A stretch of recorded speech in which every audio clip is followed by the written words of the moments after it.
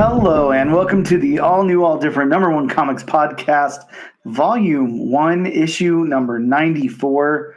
Bob, I sure as hell hope that that's the right issue number. I didn't look beforehand, but I'm pretty sure it's 94. Yeah, I mean, we're creeping closer and closer to a new volume. God, we're almost there, Bob. Almost. Yeah. Of course, I'm talking to my co-host, Bob. That's Bob. Say hello, Bob. Hello, Bob. Bob, we are a comic book podcast. Each and every episode, we take a look at a first issue comic book, newly released, break down the story and art, let you guys know if we think that it's worth your time to pick it up, add it to your pool, move on to issue number 2, all those fun things you do with a comic book. We also talk a little bit of comic book news, even when that exists. If James Gunn doesn't take it all. You know, Bob, you say that there could be a little bit of James Gunn news this week. Just a little bit. There could be. I don't know. Well, it'll be a surprise.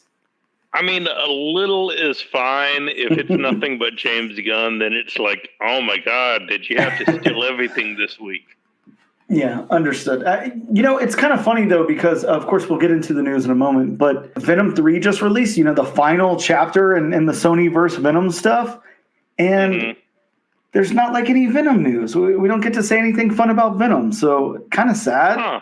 I was hoping that, with bringing Null, spoiler alert, bringing Null into the Venomverse and all of that, that maybe we get to, still talk a little bit about some Venom stuff, but I guess not. So, Wait a minute, who's Null? No, Bob.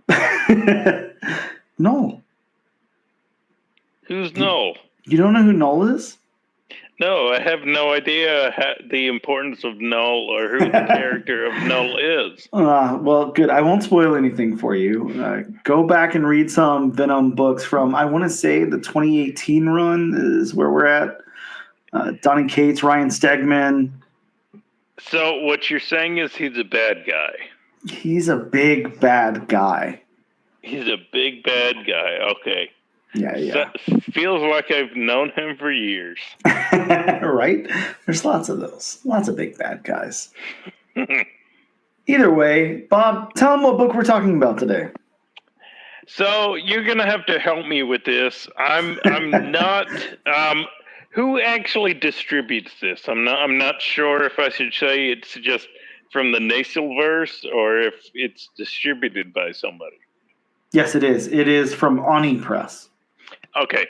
From Ahhh Press, we are covering Sectaurs number 1. Yes, the toy line from the 1980s.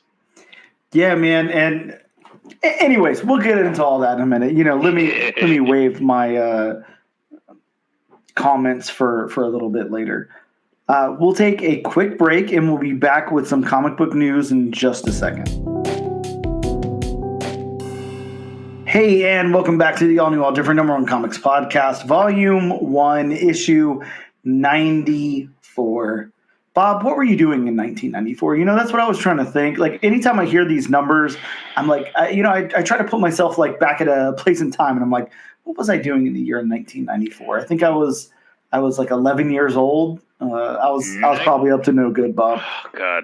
1994, I must have been, well, depending on the month, I was in 7th grade. Ooh. Oh, horrible year, Bob. Yeah, you were definitely, God only knows what. I don't even want to think about what you were doing in 7th grade, Bob, but nothing good, that's for sure. Yeah, I wasn't the biggest fan of middle school. Yeah, who was? That's true. Man, middle school, you think back to like years of your life and stuff like that, and I'm one of those people, like maybe I have some like rose tinted glasses or whatever, but I did like high school. High school was fun, and I had a lot of friends, and I played in my band and all that and had a good time.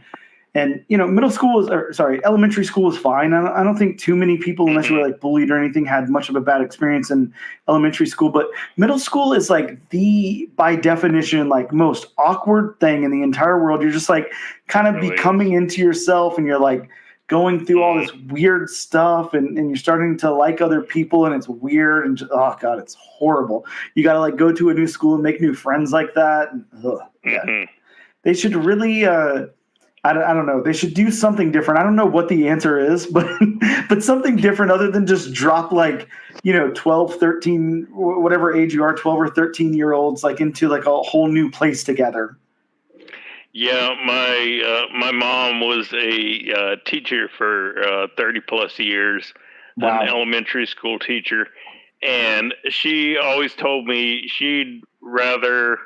I mean, she wouldn't have gone up to high school, but she'd rather teach high school than middle school. Oh yeah, definitely. I can't imagine, especially I don't know. Anyways, we don't have to get into all that, but God, middle school, man, what a time! What a time. Bob, it's news light, but I definitely am going to talk news. But I want to go over something really quick because this is something we have done in the past. We do it every now and again.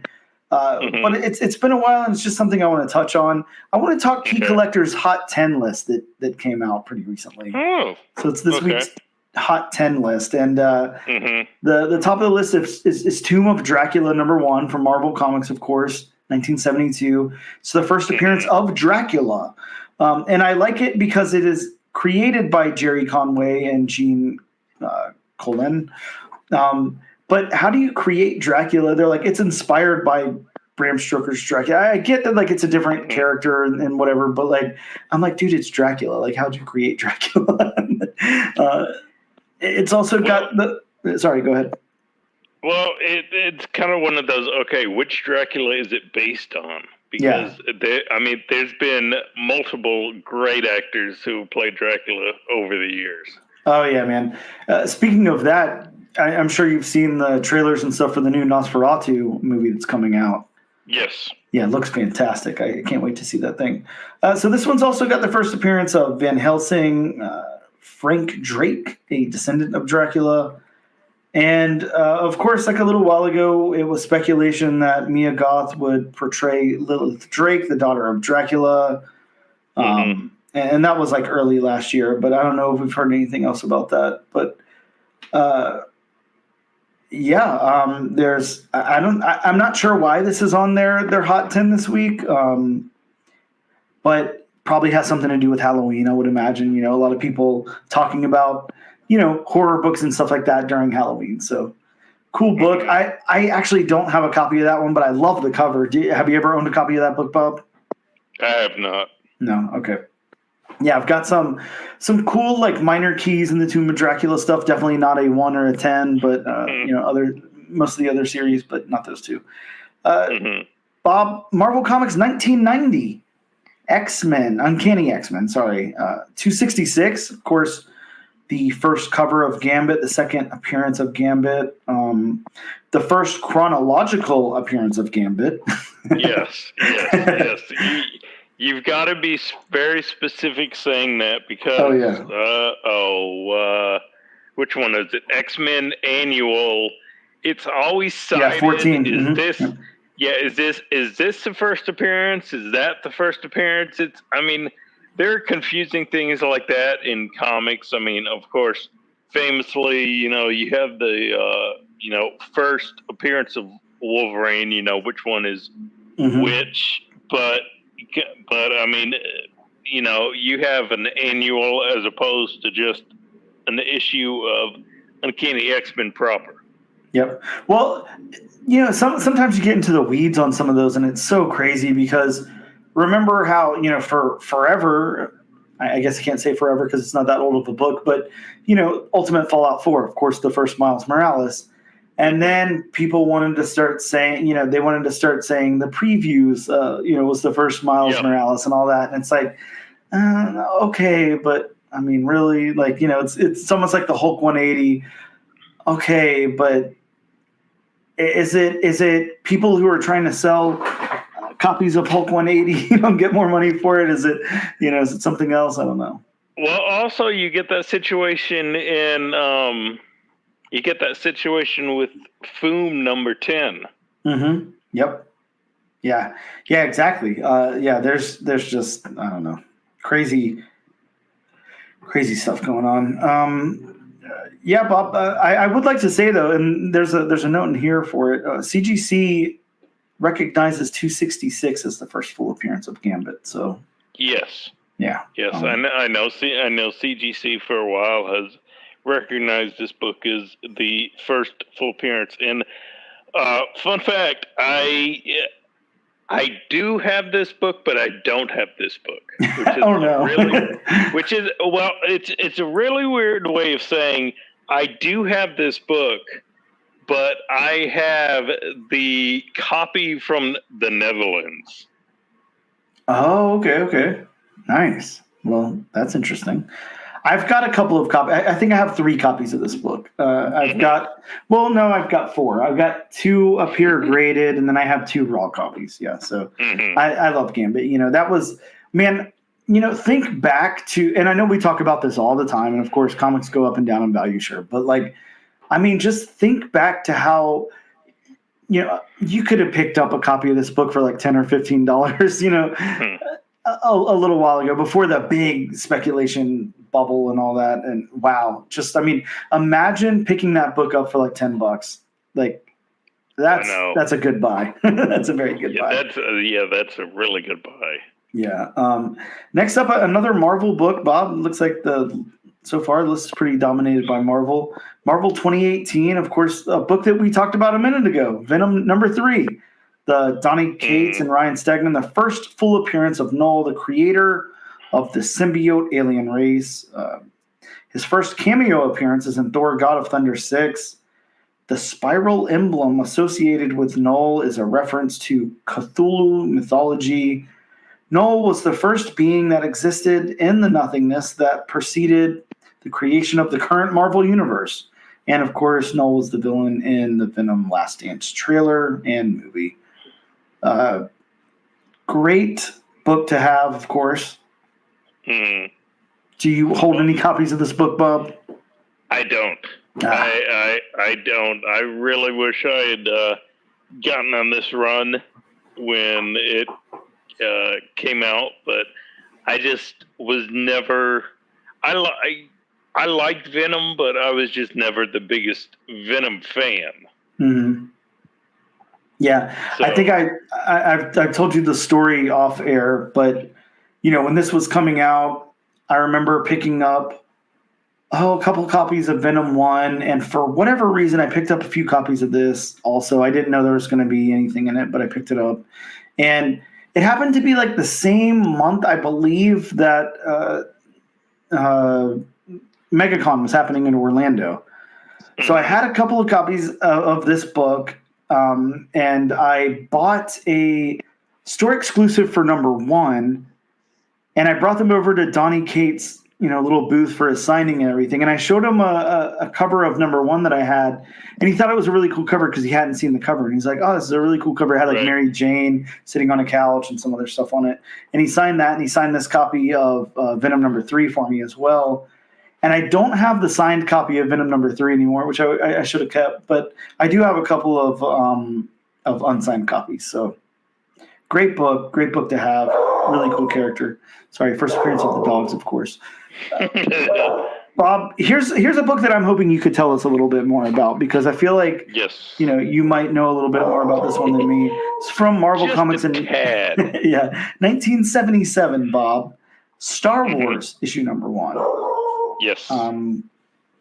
This is man, the first appearance in comic books of Darth Vader, Luke Skywalker, Princess Leia, C-3PO, R2-D2, Grand Moff Tarkin, Stormtroopers, other people that I don't know. It's got a first cover appearance of Obi-Wan Kenobi and Han Solo, but they're not in the story. Right. And yeah, man, this is obviously a cool book. Bob, a cover that has been homaged many times. And it's a great cover. I remember the first time seeing this cover and not really being into like Star Wars or anything just yet. Right. And I had no idea what Darth Vader was, and I thought he was a frog. Yeah, I mean, just judging by the cover and how he's, green in the background, which I have a feeling that's just because of, the printing process back then. and maybe the color they used. Fun fact: do you know who this is written by? I actually don't. It's not anything I've ever looked into. The legendary Roy Thomas. Ooh. Okay, so, oh yeah, oh wow, Roy Thomas and Howard Chaykin. Wow. Okay, yeah. So yeah, nice creative team on that. Bob, this is like okay. Here's a book, and I know that obviously you're gonna shadow this also, or echo this, or however I'm supposed to word that, but. Dude, if you get they're saying on their list, and of course you have to take key collector stuff with a grain of salt, especially pricing, because they're not super accurate. But they're saying on the low end $30 and on the high end $300. Dude, if I saw a nice copy of this book for $300, I'm sorry, I'd be all over it. I mean, it's never interest in Star Wars is not going to go away ever. Doesn't matter. No, it's definitely not. And actually, there's a version of this comic, as there are versions of a lot of Bronze Age comics that are 35-cent variants. Mm-hmm. And the 35-cent variant of this book, I mean, it's especially the past, I'd say 10 years. I mean, it's just skyrocketed in value. Oh yeah, I mean, I'm looking at that right now, and yeah, it's going almost up to like $15,000. Yep. Wow. Oh yeah. So, I mean, if you see an affordable copy of the 35-cent Star Wars #1, you better jump on it as soon as you can. Mm-hmm. Oh, yeah, definitely. Now I've got a copy of this. Sorry. I have a copy of this, but I need to, go check it out for sure because I'm not sure which one it is, and I'm just looking over their variants right now because I thought it was easily identifiable by having the little barcode box, but not having a barcode in it. But it looks like there's about 4 different variants that have that, so I'm not sure which copy I have. But. There's what is it? I believe. I know there's the 30-cent, there's the 35-cent. I think there's a box with a little diamond where the price is. And I want to say Walmart did an exclusive, like an exclusive 3-pack or whatnot. Oh, yeah. And oh, okay, yeah, I get what you're saying. Like one of those bags with like 3 comics in it for $1 or whatever. Yeah, okay. Yeah, and those wouldn't have a barcode. So yeah, mine could very well be that. Yeah. Super. Yeah, I mean, again, we don't need to tell you anything about Star Wars, but yeah, great book to have. Okay, so finally breaking away from Marvel. From Boom Studios in 2019. And Bob, you know how hype I am on this book. Something is Killing the Children, issue #1, the first appearance of Erica Slaughter, first appearance of James, a boy who witnessed the death of his classmates, the first appearance of Oscura type, a monster. Bob, there was only 33,648 copies of this book ordered by retailers. So a pretty low print run. And of course, this is, being adapted to a Netflix series. And yeah, man, the price of this has gone up and down and back and forth, and it's back up right now. There is a 0 issue coming out this week, so it could have something to do with that. But so definitely look out for that. But there's a lot of printings on this book. I think it's got up to 6 printings. There's not been a whole bunch of updates about the script or anything, but on Halloween, Bob, an article that had an interview with James Tynion IV. He discussed the book, and yeah, it's brought back here on their Hot 10 list. So this is definitely happening. It's not in development hell or anything like that. So. Just really looking forward to that, for that to hit shelves. Wow, I sound really old. Hit screens? I don't know. Whatever. Hit streaming? How do you word things? I'm very I old. was Sorry. gonna say, hit shelves. You're thinking back to your Blockbuster days. I know exactly. I'm waiting for this series to come out for me to rent it. And make sure I return it on time so I don't get a late fee. But wow, late fee, returning and late fee. What's returning and late fee? Oh God, yeah. I think that's what killed Blockbuster, Bob. The lawsuit against the late fees. That must have been it. I mean, of course, Netflix had something to do with it as well. But yeah. Yeah. Well. Yeah. Back over to Marvel Comics. Yeah. 2005 Young Avengers #1, the first team appearance of the Young Avengers. Kate Bishop, Patriot, Asgardian, aka Wiccan, Hulkling, and Iron Lad, who is revealed to be a young variant of Bob. Drumroll, please. Kang. So yeah, super not cool. Played by not played by Jonathan Majors. No, I don't think so. I'm pretty sure not. I don't want to do any Agatha spoilers because the series just wrapped up a few days ago, but an Agatha spoiler is probably the reason that this is on the list right now. I'll just say that. Yeah, I can't say anything else without getting into an Agatha spoiler, so we'll move on to the next book. Another Marvel book, 1984, Bob. Amazing Spider-Man issue 252. Of course, the first appearance of the black costume. Iconic cover that's inspired by Amazing Fantasy 15. Yeah, really and cool. another cover that has been homaged over and over and over again.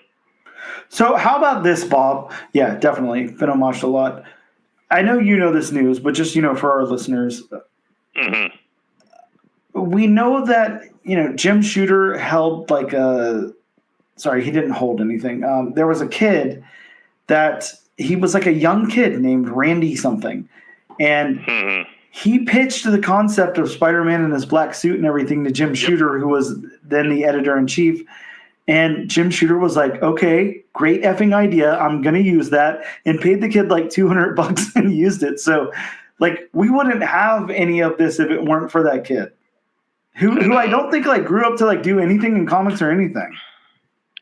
No, yeah, and I mean, he actually got as far as drawing the character. Really? I wasn't aware of that. That's super cool. Yeah. From what I can remember, what is it? I believe he actually sent it in and got it printed in, a Marvel comic. One of those. I don't want to say like Ask Stan Lee, but where. You can write into Marvel and, almost like an editorial kind of thing. Yeah. And I believe they actually bought his drawing. Oh, man, that's so cool. Just imagine being a kid, and sitting in a drawing of Spider-Man and then they make anyways, so cool. A whole new suit and pay you money and all that stuff. Super, super cool. Yeah, if the kid is still with us, I can't say if he's with us or not because I'm not sure. But if he is, hopefully he's really proud of where his drawing has gone. Yeah. I mean, part of me would be like, oh, I got fleeced. Well, I mean, yeah, I hear you. but I mean, then again, back in the mid '80s, $200 was a good amount of money. Oh yeah, definitely. I don't know. I mean, I hear you, but yeah. There's opinions, but next up, another Spider-Man book, Amazing Spider-Man 238. Bob, I just acquired this book not too long ago. So Amazing Spider-Man 238, of course, the first appearance of the Hobgoblin, Roderick Kingsley. A complete issue. Now, this is like the most, whatever. It's almost like having a Marvel value stamp or something. Anytime you hear about this book, everyone has to talk about the tattoos with a Z. A complete issue includes the tattoos giveaway insert found between the final page and the back cover. A lot of times, those are missing. Yeah, and it's crazy how much it affects the value. Oh yeah, like nobody wants to pick up a copy of this without the tattoos in there. Yeah, if it doesn't have the tattoos with the Z, I mean, you might as well just leave it be. Mm-hmm. Yeah, now this one's on the list because, just for speculation that they think the Hobgoblin's going to be in Spider-Man 4, but that is yet to be confirmed, announced, anything like that. I was going to say that has been rumored for a while. I think pretty much since they, since they introduced the character of Ned Leeds. I think since the first movie, it's been speculated, okay, will he eventually become the Hobgoblin? Which would be so interesting, based on that character if he was. But yeah, I guess impactful nonetheless. Bob, again from Marvel Comics, 1988, Incredible Hulk 340, the iconic. What needs to be said about it at this point? You got Wolverine on the cover there with some popped claws. You got Hulk's reflection in the claws. Of course, it's a Todd McFarlane cover. Man, great cover. Speaking of being homage to death, that cover. Oh my God, that might actually be the most homage cover in history. I'd actually like to do some research on that. And I wonder if anybody's ever compiled a list of what's the most homaged. Yeah. I mean, every comic from Spawn has done it. Mm-hmm. Multiple Marvel comics over the years have done it. Mm-hmm. DC's done it. Everybody's done it. Yeah, there's no one. There's no one publisher that hasn't done an homage to that cover. Yeah, so I mean, if it's not the most, homage cover in comic book history, it's got to be up there. Oh yeah, definitely. Bob, our last book on the list, another Marvel book, Marvel Superheroes Secret Wars, issue number 8. I think you're familiar with this book. It's Secret Wars Just a little bit. Yeah, it's the origin of the black symbiote costume that later bonds with Eddie Brock to become Venom. And it's got the second appearance of Spider-Woman, Julia Carpenter. Bob, number 1 on the list, with a Secret Wars titled Avengers movie planned for 2027 and the introduction of Null in the Spider-Man universe. The potential of Spider-Man donning the black costume is highly likely, and fans are keeping related issues in high standing on the Key Collector Comics Hot 100 through 2024. So that's why they put that book on there. Of course, that's such an iconic book, especially, if you think about all this time. I don't know about you, but me as a collector, I went through this phase of just collecting bulk, anything I could get my hands on. Didn't matter what it was. Right. Just let me collect comics. That's why I have so many.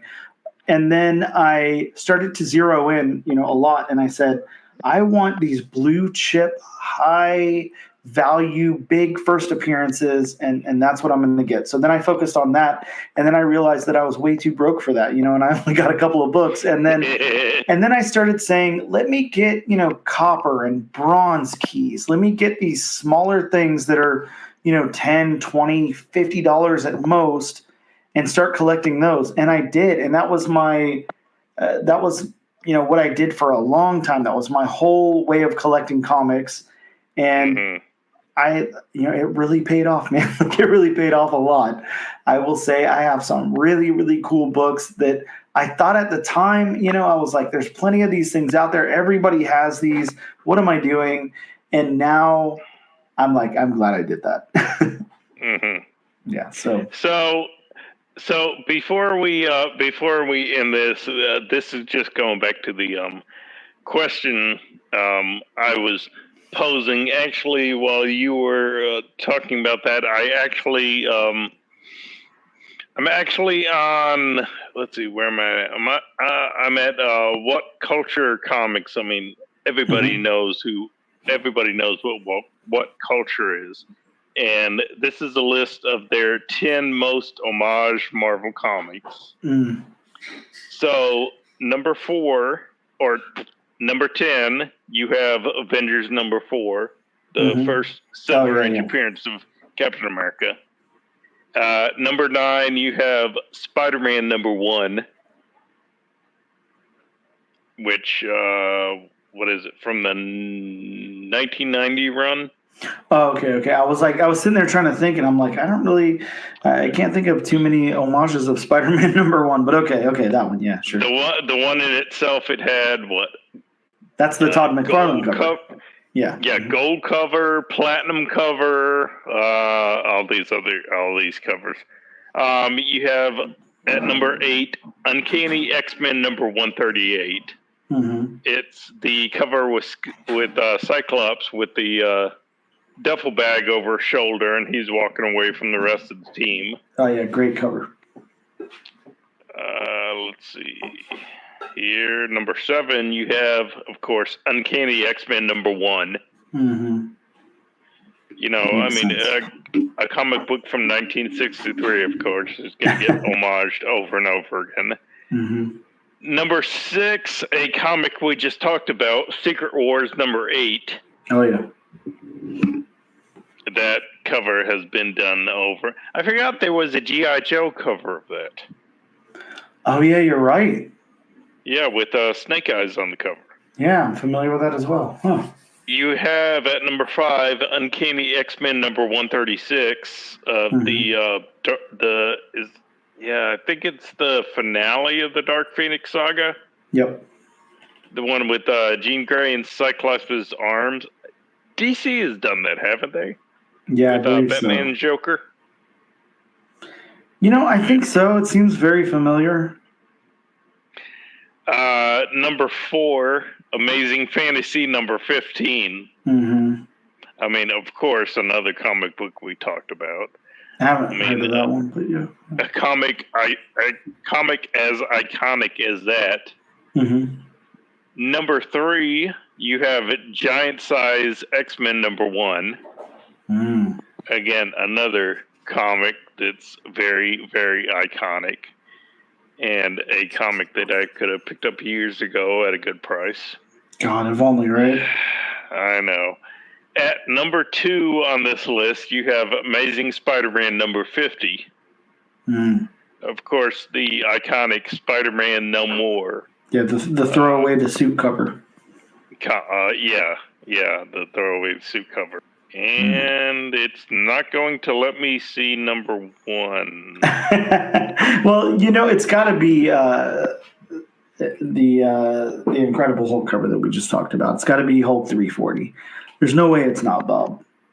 I was gonna say I don't know why it's not letting me see number 1, but we'll just go with that cover. Yeah, I'm gonna vote that cover. You know, you probably got to go through some kind of paywall or something to actually get it, look Possibly. at it.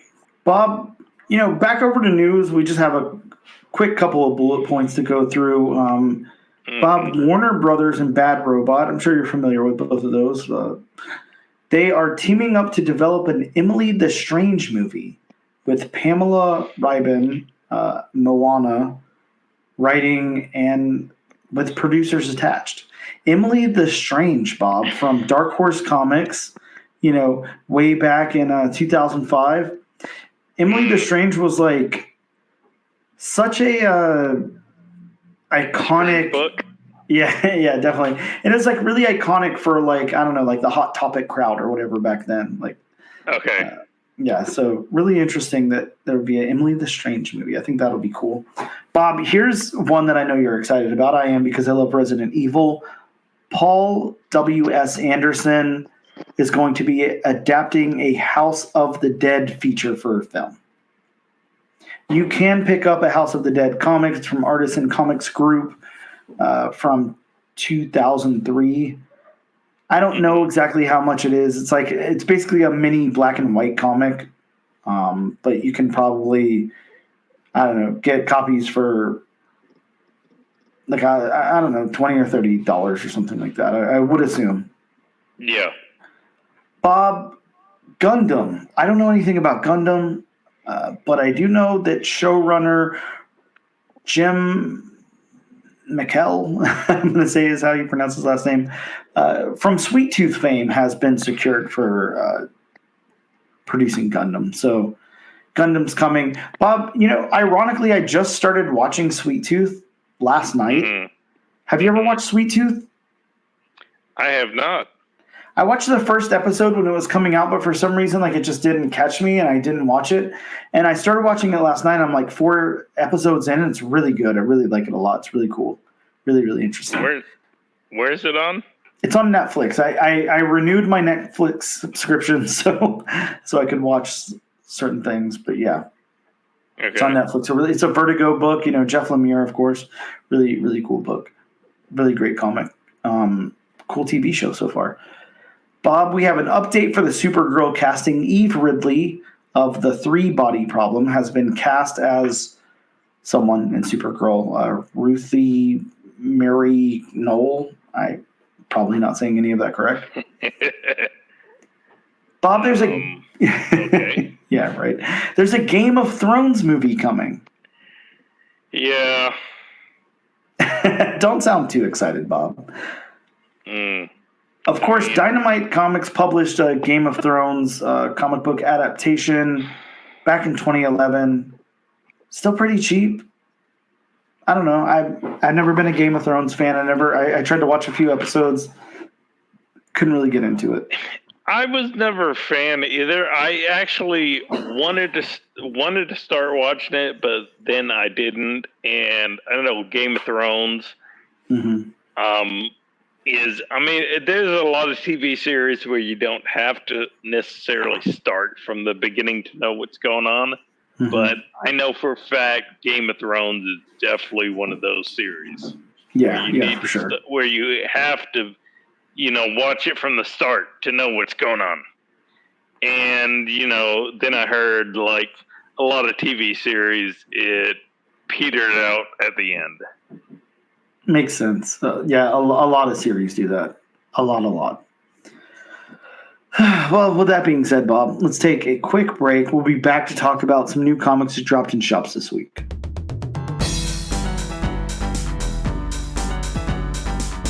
Hello, and welcome back to the all-new, all-different number 1 comics podcast, issue number 94. Bob, new comic books drop in comic book shops every single week, and every single week you and I talk about them. So, without any exception, with the exception of last week, we had a mini episode. We had to leave some of that out last week. But this week we're back in full force, full regular episode. You guys get to hear us talk for, I don't know, probably an hour plus. Either way, Bob, some new books that dropped in shops this week. Marvel Comics, we had Amazing Spider-Man issue 60, the final issue of Zeb Wells' run on the series, and the prelude to the 8 Deaths of Spider-Man limited series. I know you're not a big Spider-Man reader, so I don't assume you probably read much of the Zeb Wells run, if anything. But of course, it's a divisive run. A lot of people don't really like it. There was a lot of, comments, Spider-Man fans for this run. So happy to see a new creative team on this. I don't think they're renumbering, but I'm not too sure. So we'll find that out soon. But it would be cool if we got an Amazing Spider-Man number 1, Bob, because then you and I could cover it. So, I wouldn't have any problems with that. From Distillery, Bob, we got Come Find Me, an autumnal offering. I don't know how you're supposed to say that word, but this is an anthology of horror stories, which I feel like, is pretty much all of Distillery. They're always like anthologies, I think. But yeah, pretty much. And it seems like everybody's doing an anthology of horror stories. Yeah, it's super back in fashion, It's just like the 50s and 70s all over again. Yeah. Cool except stuff. with the comic code. Yeah. Well, Bob, from Image Comics, we got It Happened on Hyde Street, Devour #1. Now, here's something that I want to comment on. I really liked Hyde Street #1. I don't know if you read it. No. It was okay. It was really like Twilight Zone-ish, really cool. I liked it a lot. And we only had one issue of it so far, and it's like an ongoing. Now we have this weird one-shot that takes place in that universe that doesn't tie into the main story. I'm like, why didn't they just make this a second issue? Why have the first issue, then this, and then a second issue? Very strange. Who knows? This one, it's about a miracle weight loss drug. And of course, if you guys have read Hyde Street, then you know that there's going to be some shenanigans involved with that. For Mad Cave, we got everybody's favorite horror writer, Colin Bunn, on The Hexiles #1, a family of 6 siblings who never knew one another or their father, and they unite for his funeral to discover each of their special powers have come as a result of a deal made with demons who now aim to collect. Scary premise, of course. Colin Bunn. It's always demons. Right? Never trust the demons. You got to stay away from demons. I know. Exactly. It's a motto that Bob lives his life by, so you guys probably should too. If the TV series Supernatural taught me anything, it's to never make deals with demons. Mm-hmm. They may seem lucrative, they may seem good at the time, but it's not worth it to get dragged off by a hellhound to hell. Yeah, probably not. Probably not super worth it. I can agree with that. No. Bob, here's an odd book that we had come out this week from Keen Spot. We got Mark Spear's Monsters #1, a second printing. So how often in recent memory can you think of a publisher like Keen Spot doing a second printing on any of their books? For me, not very often. And this book was like, I remember when the first print of this came out, I didn't grab a copy like an idiot because, I've been trying to really kind of only grab what I'm going to read, and I've been really limiting what I pick up every week. And I just didn't pick it up like an idiot. And I did pick up the second printing. It's a really cool cover, but man, this book sold out so fast, and it just went up in value, just shot through the roof so quick. So anybody who picked that up on the first print, good on you. I picked up the second print, but it's got a great cover. It's got, all these real monsters, a Wolfman, a creature from the Black Lagoon, a Frankenstein, and a Dracula. And they're the actual monsters. They're not people dressed up. And they're knocking on doors, trick-or-treating. So it's a really cool, fun cover. Really nicely done. Definitely check that one out if you can. Bob, there was also a 1 in 25 of that second print that did a homage to Halloween, the Halloween movie poster. Really, really cool. Oh, nice. Yeah, love that poster. Oh, so it's such a cool movie poster, movie cover, all that. Yeah. Bob, from DC Comics, Penguin Special #1. I know you've been into Penguin lately. You've been watching the series. Are you still keeping current on that? No, actually, I'm probably a couple episodes behind by now. Still enjoying it though? Oh yeah, from what I watched, from what I've watched so far, I mean, I've definitely enjoyed it. Colin Farrell, he was one of the few bright spots of the Batman. Oh, one of the parts where you could actually see something? That's cool. Yeah, and one of the parts where, he didn't come into the frame very, very slowly. I like him, and I like a couple of the other actors in that show. The actress who plays Sophia Gigante, she's really good. Clancy Brown is in it. Wow. The voice of Lex Luthor, and he actually plays Sal Maroni. Oh, very interesting. Which is really weird when I hear him talk, because all I think of is, hey, that's Lex Luthor. Yep. Yeah, that is interesting. Bob, this one is a collection of reprinted stories, including the Penguin's First Appointment plus an original story. I don't know what the hell that means. Okay. Yeah, first appointment with what? Like at the dentist? Like his first dentist appointment? I was gonna say maybe his first dentist, maybe his first orthopedic appointment. Very interesting. Who knows? Bob from Marvel Comics, Phases of the Moon Knight, issue number 3. The first appearance of a manga-inspired Moon Knight, and the first appearance of a new Fist of Khonshu. Very interesting. A manga-inspired Moon Knight. Dude, did you pick this book up, or have you seen the cover? I didn't. I have not.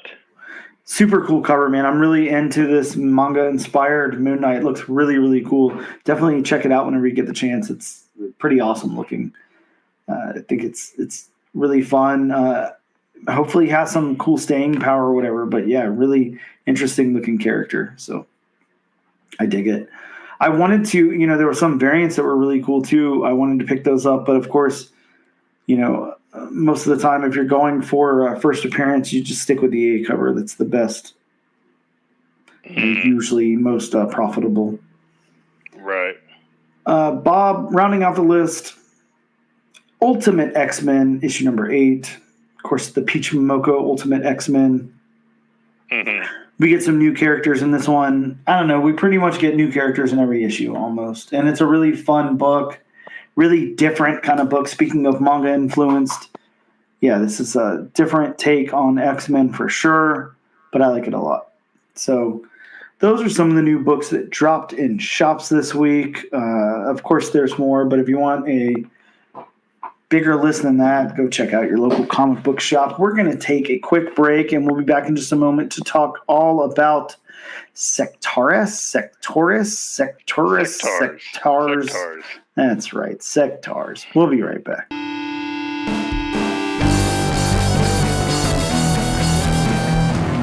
Hey, and welcome back to the all-new, all-different number 1 comics podcast, issue number 94. Bob, it's time to talk all about Sectaurs number 1, the book we're covering this week. What you guys didn't hear off air was me trying to pronounce Sectaurs 20 different ways, and Bob teaching me how to say it the nice, simple, easy way that it is. Bob, of course, Sectaurs, man, this is an interesting one. Sectaurs is one of those toy lines from the 80s that they had to flesh out a backstory. And of course, all toys had backstories, but I remember this toy, but I did not have this toy. Really? Yes. Well, I think I had some of this toy. I don't know. I had, a couple of them. I don't think I ever watched the series. Did you ever watch the cartoon? I must have at one point, since I'm familiar with it, or since I was familiar with it going into it, but I don't remember. I mean, my whole thing was, changing robots. So, I mean, Transformers, Voltron, those were two of my big ones, and then G.I. Joe. So, I mean, Sectaurs was probably very, very, very low on the list. Well, I would say, you can definitely see the influence of something like Transformers on something like this. It's just like a weird kind of like mashup-y thing. I don't know. I do want to get into... Normally we don't do this. Normally we just talk strictly comic book, but I do want to kind of just talk about the toys and the cartoon for just a second to give like a basis. Okay. So Sectaurs Warriors of Symbion is a line of action figures released by Colco in 1985, created by Lawrence Mass, Tim Clark, and Maureen Toronto. The Sectaurs world blended humanoids with insects and arachnids. Marvel Comics released a series of limited books, and the characters were also adapted for an animated miniseries. So the development of these things, the concept originated with a puppet designer who attended a Halloween party in 1978, disliking wearing Halloween masks. and he instead created a hand puppet modeled. Wow, God, I can't talk. Modeled after a fly. Years later, Clark brought the same hand puppet to a meeting and suggested pairing it with an action figure. So how these like toys worked was you had the little like humanoid figures and you had like the big insect creatures and they were the puppets, like hand puppets. And then you like this is just so wild. Like this is crazy. So the premise is somewhere in space, somewhere in time, a planet called Symbion is the site of a failed genetic experiment. Frightening changes take place that cannot be stopped. The result is a world where insects and arachnids grow to frightening proportions, and the inhabitants have taken on their characteristics. And of course, it goes into much deeper things than that, but that's like the premise of it. So, right. Dude, it's just so interesting. Just such a interesting premise that they came up with here. What I think all of this, spawned because of a homemade Halloween costume. Right? Like, I mean, just think about, especially with being able to watch like the toys that made us and the movies that made us and all that stuff that comes out now, like all this information that we wouldn't have had before. The 80s were like so wild. Like the 70s and 80s creating toys and animated shows and stuff like that. Just wild stuff going on there, like crazy. Well, you can kind of thank Ronald Reagan for that with his what was it with because there was, I think before Reagan there was, you couldn't, what was it? You couldn't advertise on TV shows or advertise advertise toys on TV shows or something like that. Yeah. So once Ronald Reagan repealed that, it's kind of like, what better way to sell toys than make a TV show about toys? Right? Yeah, it makes sense. And here's actually why I vaguely remember Sectaurs. I don't know if you saw this. It only ran for 5 episodes. Really? It only ran from the original release. Right. Wow. The original release was September 14th to October 12th, 1985. Huh. And plus, I was 3 and some change. Wow. Yeah. It did have, of course, legendary voice actors, Peter Cullen and Frank Welker, lending their voices. Okay, so some big names. 5 episodes, though, dude. That's crazy for that time period. And here's sorry to cut you off, but here's also a crazy fact. There's 2 theme music composers on these 5 episodes. One of them is Haim Saban. Oh. Of Mighty Morphin Power Rangers fame. Yeah, for sure. Wow. Very interesting. Yeah, and I'd say like, I don't know, dude, like I tried to watch an episode of this, like in preparing for this, like the other day when I knew we were covering this book. I was like, let me just throw on an episode and watch it. It wasn't streaming anywhere. I didn't see it streaming anywhere. So I went on YouTube and they had the full episodes. But like, dude, for me, this was like unwatchable. I was like, I can't tell what is happening. What are these people talking about? What is going on here? I could not get into it at all. It's very, very interesting. But let's talk a little bit about the book and see if the book's any different for us. Of course, I'm going to go grab a synopsis really quick and start with that. So the synopsis from Ani Press's site is: in the furthest reaches of the NacelleVerse, writer Dennis Culver and dazzling artist Ramon Fox, I'm probably saying that name completely wrong, but he worked on Star Wars Bounty Hunters, so maybe you know how to pronounce his name a little better than me. Transport you to the world of Sectaurs, warriors of Symbion. Millennia passed on the distant planet Symbion. A genetic experiment failed and evolution took a strange turn. The result of this cataclysm? A world where insects can grow to monstrous proportions and whose inhabitants have taken on the weird and wondrous characteristics of insects themselves. Telepathically bonded in battle, Sectaurs, warriors, unite with their insect companions in the ultimate fight for survival.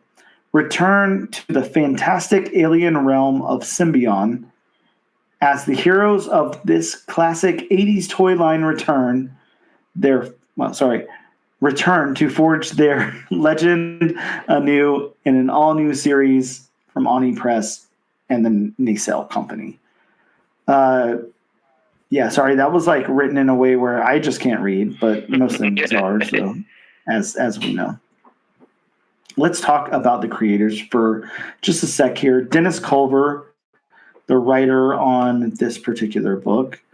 I'm just waiting for Dennis's bio to load up here. Sorry, don't have that handy with me. But Dennis has worked on quite a few things. He's a comic book creator. He's written on Batman, Superman, World's Finest, Batman the Brave and the Bold, Batman Urban Legends, Burnouts, Captain Midnight, Crone, Cruel Kingdom, Dark Crisis on Infinite Earths, Dark Crisis, The Dark Army, E for Extinction, Dark Ride, Dark Horse Presents, all kind of stuff. The guy's done a lot of things. RoboCop, Power Lords, The Strange Talent of Luther Strode, Unstoppable Doom Patrol. Bob, he's not the writer on Unstoppable Doom Patrol. This is a lie. Now I'm down a rabbit hole, and now I have to see where maybe he was just credited for like a single issue or something. But oh no, he was the writer. Wow, I don't recall that name whenever that book. Very crazy. I don't either. Yeah, crazy. Well, he's definitely worked on some stuff that we have heard of. That is for sure. Very, very cool. Dennis Culver. And let's talk about the artist for a second. I'm going to switch to, sorry, my internet's not cutting it here. So we're going to switch to a different medium to find this information. Sorry, I don't have it readily available. So the artist Ramon, I'm not too sure how to say it. He's worked on Civil War Frontline, on Detective Comics, on Buffy the Vampire Slayer, on Azrael, on Life of Wolverine, the Infinity comic, on Gen 13, Bob, one of my favorite books of all time, on Robin, Son of Batman, on Star Wars Jedi vs. Sith, Civil War Chronicles, Marvel Apes, Red Robin, Generation M, I don't know, Star Wars Tales, the list goes on and on and on. Shrek, Bob, did you know there was a Shrek comic? Wow, very cool. I did not. Now you do. Now that's one you can seek out. Go pick up a copy of Shrek. So let me go over my synopsis real quick. We'll do this quick. Hopefully I can read all the words that I wrote, but we'll see. Sectaurs opens with a story of two warring factions on the distant planet Symbion. The king of the Shining Realm brokered peace with the emperor slain of the Dark Domain. But King Markor fell into a coma, and both have fallen out of communication. Until now. The king's son, Prince Dargon, attempts to assume the role of his father. Dargon trains and attempts to telebond with a giant flying insect, but fails. Over to the Grimhold Fortress in the Dark Domain, the ruler Slane's wife has decided to take power of. I again autocorrect here. Don't know what my computer is trying to tell me, but of the Shining Realm to gain knowledge. Her soldiers advance and use a giant bee-type creature to stab Slane in the back. Back over to the Shining Realm, Prince Dargon continues to try to telebond and make some good progress until he doesn't. His best friend and others show up to tell him to take a break for the day. Back over to the Dark Domain, the Empress stops her son from delivering the final blow to Slain. And then back over to the Shining Realm, the Empress has sent warriors into the castle. Dragonflyer, the prince's insectoid, brings the prince to safety. And then one of the Empress's army captures the prince as the book ends. Sorry, a little disjointed in my retelling there, but that's again, to be expected, right? I was gonna say, we listeners come to expect that from you. It's like your calling card by now, right? Yeah, I mean, if I just read all of them like perfect, you'd be like, okay, where's Daniel? This is not the correct. Somebody has overtaken the podcast. Who is this person who has Venom possessed Daniel? Yes. I do a Venom voice, but God, I can't even do it, So can't do that either.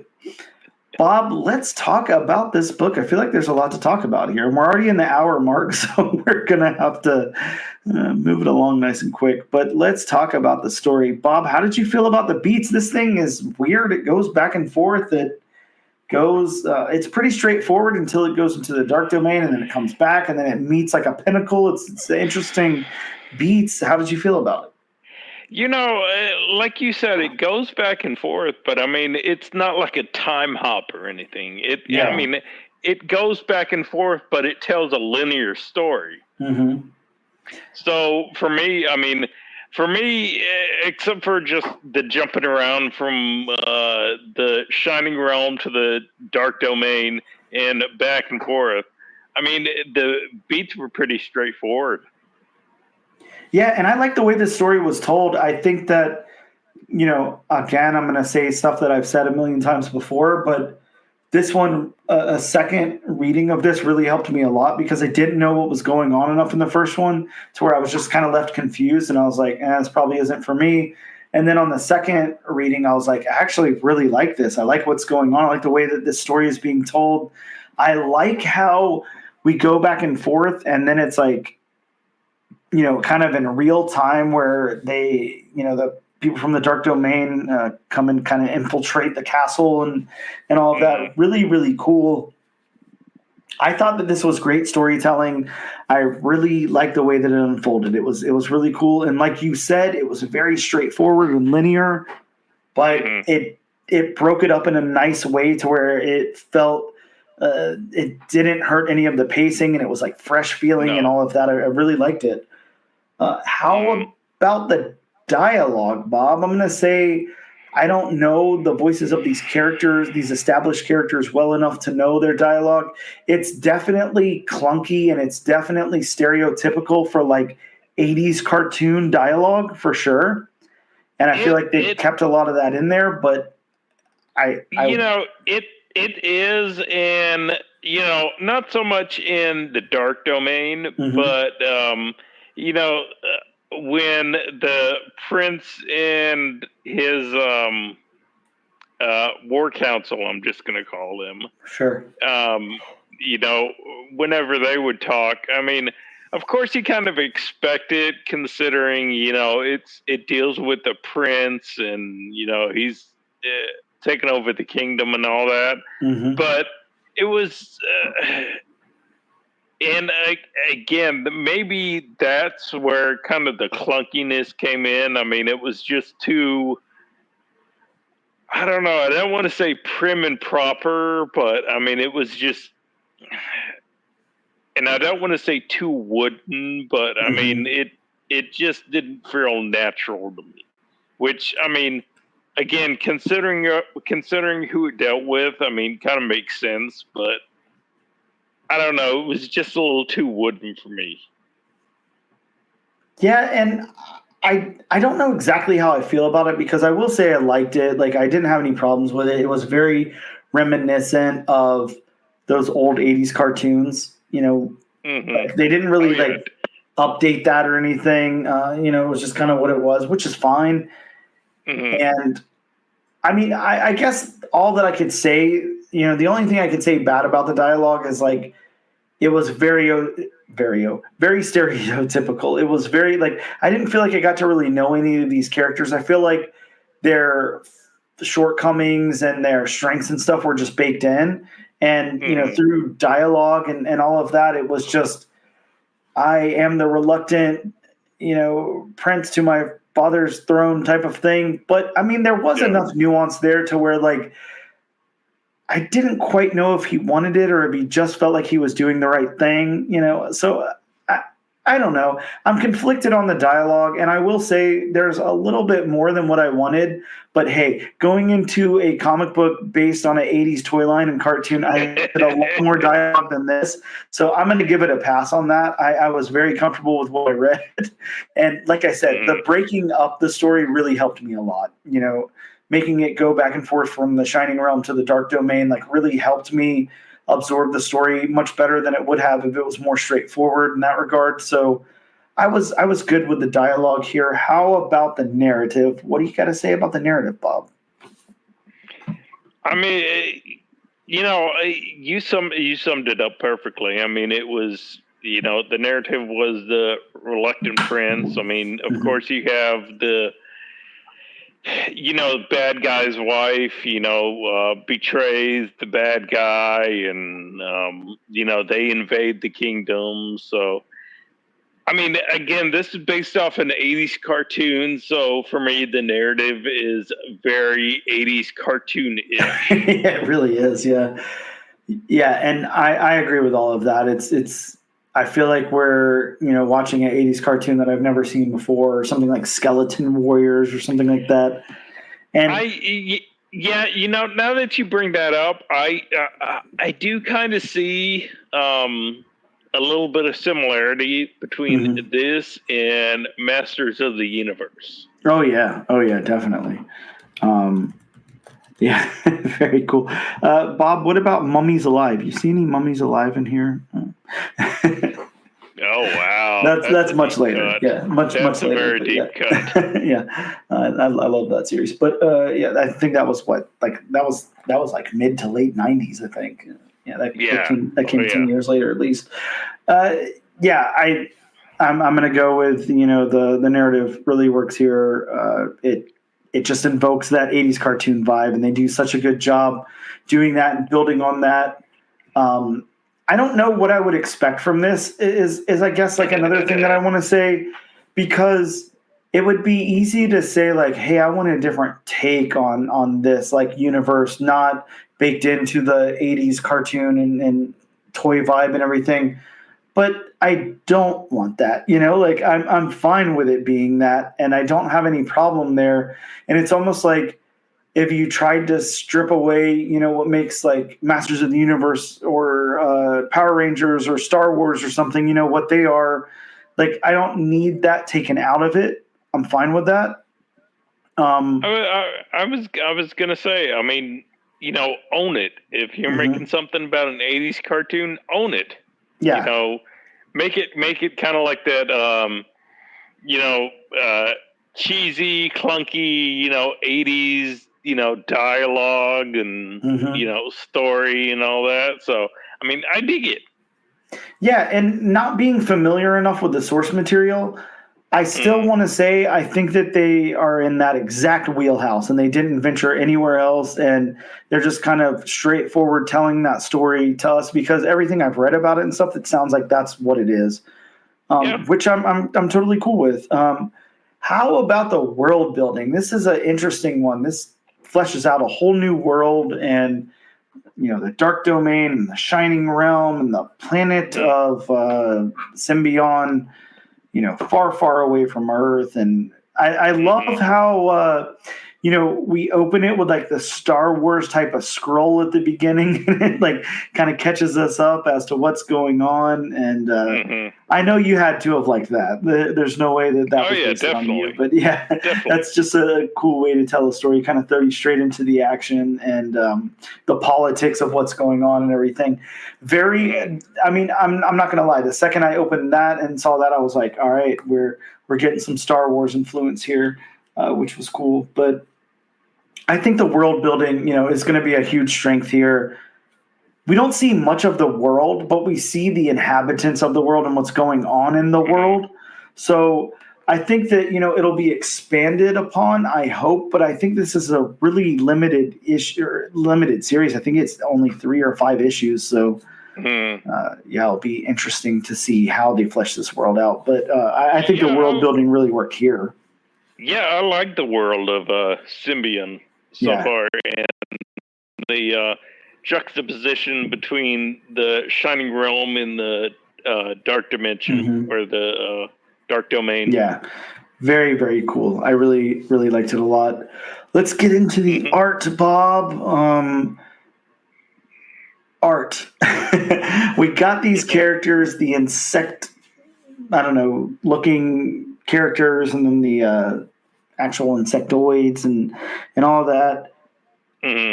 I love the character designs here. I think they're really cool. I do too. They look metal. They look awesome. They're still human, but I mean, just the eyes invoke like insects, and then you have the mantis, Guardians of the Galaxy mantis type, head tentacles. So yeah, I really like the design of these characters. I like them a lot too, and I like how you can easily tell who's good from who's bad, just based on the way they look. Like, sorry, it is, you can't do that in real life. You shouldn't do that in real life. That's stereotyping people and it's bad and all of that. But in this comic, you can definitely do that. Like, it's so easy to tell who's a good guy and who's a bad guy, and they just look good and bad and all of that. And I love it. I love the design of the bad guys, like, a lot. What's his name? Slain. God, man, he is just, holy crap, dude! That guy, he scares me. He looks scary. Kind of like you definitely wouldn't want to meet him in the dark alley. No, hell no. And it's almost like, think back to stuff like in the 80s, like Skeletor and stuff like that. Like, dude, Skeletor is like a pretty scary design for like a kid's cartoon, and this guy is too, man. Like, I'd be terrified if I saw something like that. Sorry, go ahead. To me, I've got it open on one panel where he's showing his 4 arms, and he's got swords and 4 arms. Oh, yeah. To me, he's kind of a combination between a darker-skinned Mum-Ra and Goro. Yeah, cool. A smaller Goro, yeah. Yeah, a smaller Goro. Yeah, I'm with you, man. I love these eyes; like, they really make them pop, and the color artist does a really great job with that. But and just their whole designs. And let me point out one more thing before I just keep saying how much I like it. The Empress, dude, she is just metal. Like, I see this on like a heavy metal album cover. Yeah. Like, she looks so awesome. Yeah. There's a panel where it just shows her eyes and it's completely black with just her eyes peeking through. That's creepy right there. God, dude, it looks so good. Yeah, the artist really, really did a good job on these characters. Like, really good. Let's ask one of our most important questions, Bob, of the podcast. Every comic, has some background art in it, and background art is very, very important. It can help tell the story. It can help showcase some action or whatever's going on, or help build the world and flesh it out even more, and all of that. And as we all know here on the All New, All Different #1 Comics podcast, that you're somewhat of a background snob. The background's really got to work for you in the story. They have to help complete that story or lack thereof. And how did this one fare for you? The backgrounds are bad. I mean, I would have liked to see them, just detailed and a little bit more cleaned up. I have it open in one panel where the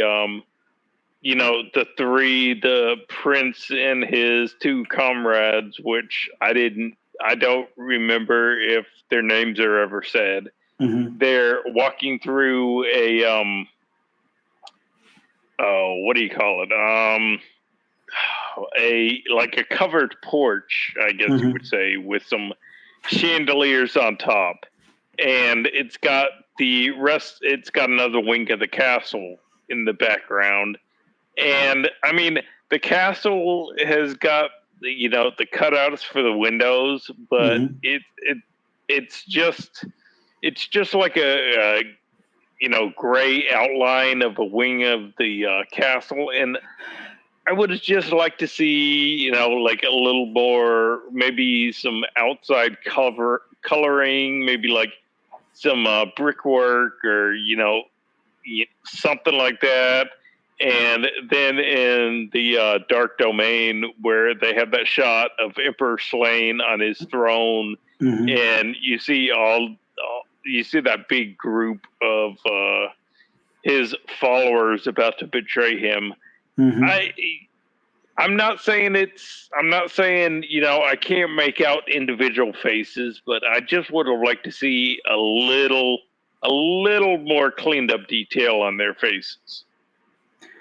Yeah, and I knew that this was going to be a what's the word? Like if anything, I knew this was going to be something that we'd have to take it down a few pegs for. The backgrounds just really, you can tell that our artist is way more focused on the characters, and that's kind of where his strengths are going to lie. And I get that, and I don't have a problem with that. I do think that bringing a whole, new universe to people like us who aren't really familiar with this, could have warranted a little bit more work on the backgrounds, and I agree with that. But I don't think it was a detriment to the comic. But I'm with you. I would have liked to see a little bit more. Again, like, we don't know this world that well. You're introducing us to it, so we need details. We need to know a little bit more about it. I would say even something, going back to Star Wars, we did the Star Wars Battle of Jakku, Insurgency Rising, a couple of episodes ago, and we're very familiar with Star Wars. We're very familiar with Endor and all of those things, and they still fleshed it out for us, knowing that was someone's introduction to that world. And, I think that this could have done the same, just spent a little bit more time there. I don't think it's a huge detriment, but I do just want to point that out. If I really have to critique something, it's going to be probably the backgrounds here. Everything else is looking pretty good up to this point. How about the locations, Bob? I don't even know. We're in. I'm going to say this, and this is more of a storytelling aspect, than an art thing. I think one other critique that I would like to make is I just kind of want to know where we are a little bit more than I do. And I think, some like little labels or something, could have helped with that. But again, we don't know this world. So help me out. I know we're on a planet. I know we're in the Dark Domain in the Shining Realm, but maybe we're at I don't know. I don't know exactly where we are in all these places. So I think that could have helped a little bit. But just for the sake of trying to review it here, I think all of the locations worked well, and they were able to stand on their own. I could tell I was in a different space every time I was. I just don't know what to call that space every time. But I do love the Dark Domain. I think that that's just really cool. Some really crazy stuff happens there. It's really bloody. It's really, almost something that I was like, wow, this was a comic book, a toy line for kids. This is bloody, and they're chopping off heads and doing crazy stuff. But I think the locations did work. I just wish I knew a little bit more about them. What about you? I mean, the locations, especially the design of the Dark Domain. I mean, that's going to be the thing that stands out to me. Yeah. Mm-hmm. I mean, just like the backgrounds. I mean, just again, a little more detail, a little more cleaned up. Mm-hmm. Well, Bob, that brings us to the last thing before we talk about the book overall. The colors, we have a dedicated color artist, Manoli Martinez. How did you feel about the colors? I'm going to let you go first because I have thoughts. I love the colors. Yeah. I love the colors. I mean, just the change up in the hue of colors from the Shining Realm to the Dark Domain. I mean, you would have thought that they were colored by two different people. Yeah, man, the colors in this are so good, and I don't even know, they're fantastic. Looks like something you would see in a cartoon. It's very bright, very colorful. Those eyes, like how they got that effect on the eyes, is, through just like art and color alone, is just crazy to me. It's crazy that that's on a page somewhere. Really, really good. And then, like you said, once we get to the Dark Domain, wow, it just changes so much. It's so expressive in its colors, and it's still bright, and it's just different. Like it's the choice of coloring and the way it's used and the blood spattering and just fantastic colors. I want to know more about this colorist because, God, I really, really like their work a lot. Looks like they haven't worked on much, to tell you the truth. West Moon Chronicle, Zombin, The Consultant, Quid Pro Quo, and Hexiles, most recently this week. So I haven't opened my Hexiles yet, but I can't wait to crack that book open and look at the color on that too, because I really like the colors here. I think that they are top-notch, really, really good color work. Bob, let's wrap up the book. What overall do you have to say about the book? Is it enough for you to suggest our listeners add it to their pool, go out and pick up issue number 2 or not, and why, and all of those things? Yeah, I definitely would recommend this. First of all, if you're a fan of anything 80s, if you're a fan of 80s cartoons, I would definitely recommend picking this up. I would also recommend picking this up because it's different. Yeah. You don't hear a premise like this all the time. No, definitely not. It's different, but it's done in a good way.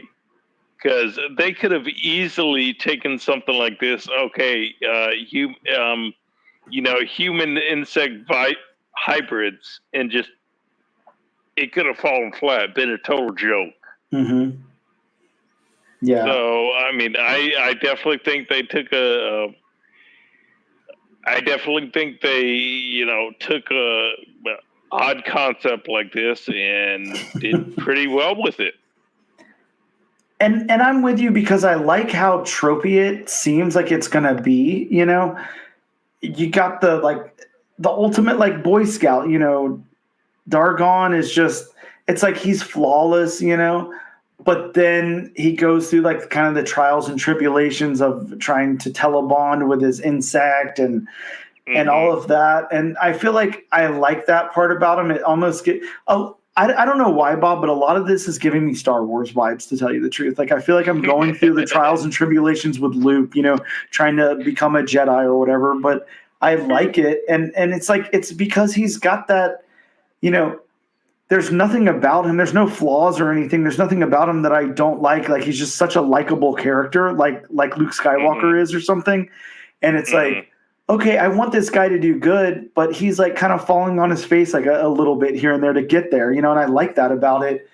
And then and then you turn the page and then you get into the Dark Domain and it's hold on, this is a freaking Iron Maiden album cover or something. What is going on here? We're getting blood and swords and bone and crazy looking creatures and stuff everywhere. And it's what happened? We had a Luke Skywalker a minute ago, and now we have hell happening on Earth, or not on Earth, but it's such a contrast, and it's so cool, and the art really, really shines, and I love the matter of storytelling here. So yeah, this is an absolute win for me. A book that I honestly didn't even think that I would have any interest in whatsoever. So I'm happy we read this one. And it makes me, want to go back and read those other NacelleVerse books. I do want to, just really quick before we wrap up on this, say that we have Biker Mice from Mars, of course. That's the first book that came out in this NacelleVerse. And the Great Garloo, I'm not sure what that is, but we also have Robo Force and Wild West Cow. So I don't know what the hell any of these things are except for Biker Mice from Mars. But yeah, I want to check this stuff out because of the level of professionalism we're getting out of this book and the level of entertainment that I got out of it. So yeah, absolutely pick this up. This is a really fun book. And I, like you said before, if you are around the same age as me and Bob, this is going to hit like something, this is going to like scratch an itch that you didn't know you had. Like it's done very, very well. So yeah, with that being said, a win from both Bob and I.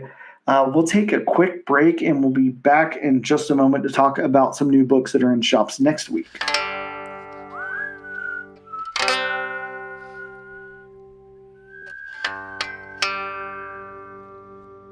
Hello and welcome back to the all new, all different number one comics podcast, issue number 94. Bob, it is time to talk all about new comic books that are coming out in comic book shops next week, as long as they come out.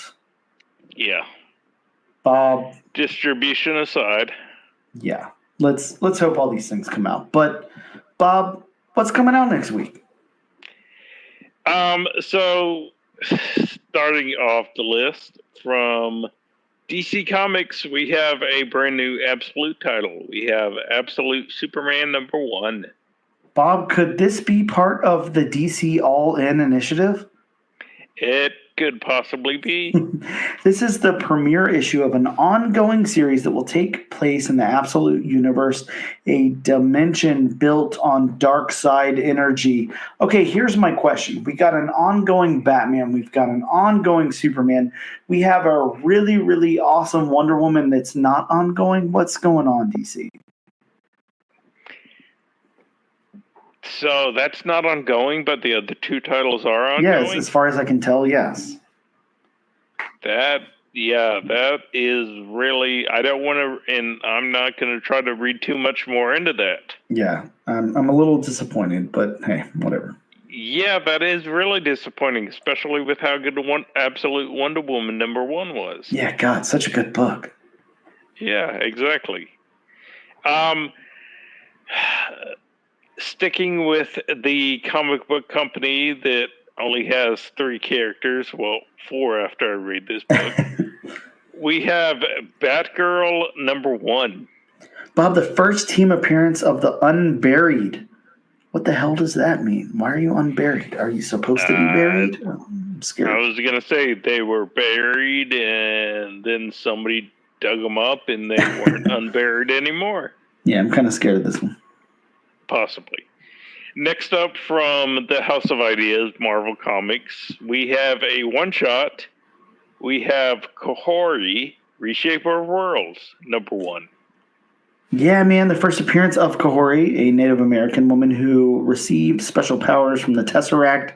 Bob, if you watched What If Season 2, we got a special on Kahori. The one episode that brought a new character to life, one that wasn't involved in comics at all before. Dude, I loved that episode. I'm not going to lie. That is my favorite What If episode of both seasons. Mm-hmm. And yeah, I'm so excited they're bringing her into comics here. I wish it was more than a one-shot. But I do. Yeah, I do too. I really enjoyed the character. And yeah, I'm like you. I really enjoyed that episode. Yeah, really cool episode. Next up, sticking with Marvel, we have another one-shot. We have Negasonic Teenage Warhead #1. And I'm guessing this would be the first time we ever got a Negasonic Teenage Warhead comic, I think. Possibly. As far as I can remember, unless they did it for, the first Deadpool, and I'm just forgetting. Possibly.